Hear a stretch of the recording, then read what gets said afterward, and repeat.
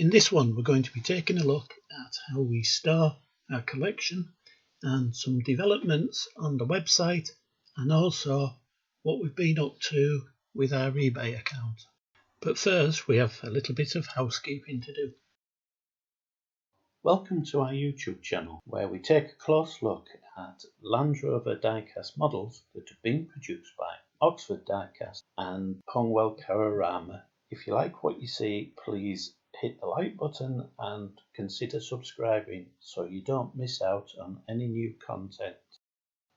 To support the YouTube channel, we also have the Glengarry Tramway website. Pictures and details of catalogue numbers are all listed for each model they've produced. Also, on the Hongwell Carrarama side, we list all the known variants that have been applied to the models over the long production life. The website is free to use, and links to both the website and the YouTube channel are given in the description at the bottom of this video. For some time now we've been buying Carrarama 1/72 scale Range Rovers, because we're going to do a video series on those, and I needed to get quite a few in a short space of time. So whilst browsing eBay I came across a collection that was for sale of 40 vehicles. Quite a bit of money, but when I looked closely there was quite a few that we didn't have. So a bit of negotiation I managed to buy the collection, and out of the 40 there was 15 we needed and the rest were duplicates. So over a period of time I've been relisting them on eBay to recoup some of the outlay of buying the collection, and these are the ones that are yet to go online. This is a good way of collecting these vehicles. It meant we could boost the numbers quite quickly, but we were left with quite a few duplicates. So these will be sold just to replenish the fund so we can buy some more.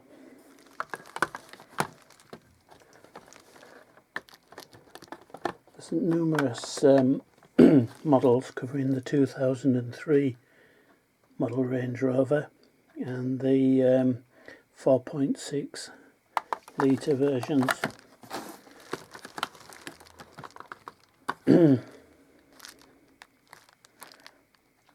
So these will be listed with the catalogue variations, and so that if anybody's missing one out of theirs, we have some to offer. Between the Oxford Diecast and the Carrarama models in the 1/72, 1/76 scales, we now have approaching 240, maybe something in that order, and how to store them has been a bit of a pain. And one day I was in one of the hobbycraft shops and I spied one of these boxes, and now the pink's a bit shocking, but they do a range of colours. These just sit, the lid fits just over the top, like so. It was quite expensive. It was about £4 for one of these, maybe £4.50, but I brought one to try. This is the A4 size, and they are designed to hold a ream of A4 paper, so they're quite sturdy.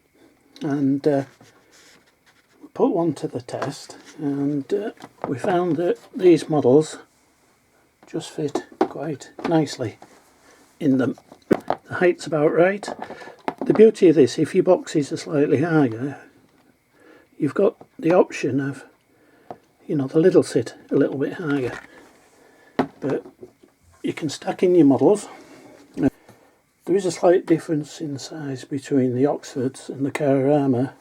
So some of them go in rows like that, but it's just a nice way to store your models. These things can be found somewhat cheaper on eBay, and typically a pack of 5 of A4s is going to cost you about £20, and a pack of 5 A5s would be in the region of about £18. But by chance, I was searching on the internet and I found the manufacturer's website, and on there the prices weren't that much cheaper, but they had an offers section, and they were clearing what they call seconds. These worked out about £2 a box. So we bought a big outer because Diane has a craft shop, and she was looking for places to store a lot of her stock and unused crafting items. So we bought a real big box of them, and although they're listed as seconds, their information sheet says that they're all fully usable, fully formed. The only reason they're seconds is because perhaps when they're changing over from one colour onto another, there might be an odd fleck of colour in them, or there might be an odd scratch. But it also says that they dispose of production overruns. So if they've got an order for 10,000, they'll produce quite a number extra just to account for any wastage. And these were also disposed of through the same. So it would be worth checking. I'm not here just to advertise them, so what I'll do is I'll just stick a link in the bottom, and I'm sure if you do an internet search you'll be able to find them. But that is our solution, and I'll show you how we've utilised them. This is just a standard bookcase. This one had doors on, but because I was used in and out so often, I've removed the doors. You can get a full tray in back to front on them, and the doors would close. So you could get 2 side by side, plus the A4 ones go to the back of the A4 size.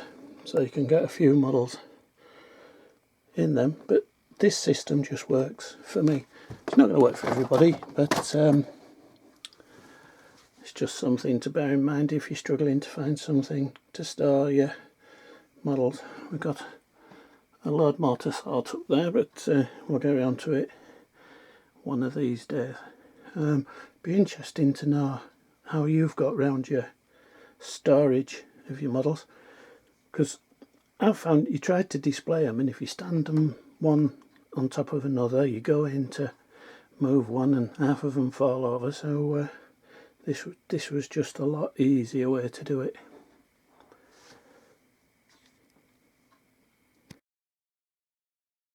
Over the last couple of weeks, due to COVID and having a lot of time on my hands, I've been looking at the website and updating it and trying to make it a little bit easier to use.